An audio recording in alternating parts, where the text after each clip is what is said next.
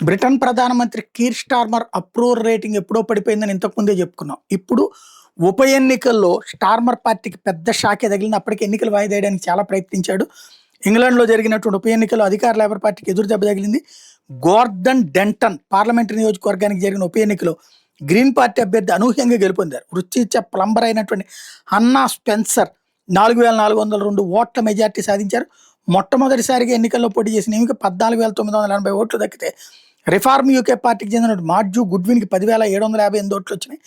అధికార labour party అభ్యర్థి ఎంజలికి స్టోగియాకి 9,364 ఓట్లే పడ్డాయి. విజయంతో పార్లమెంట్లో గ్రీన్ పార్టీ ప్రాతినిధ్యం 5 స్థానాలు పెరిగింది.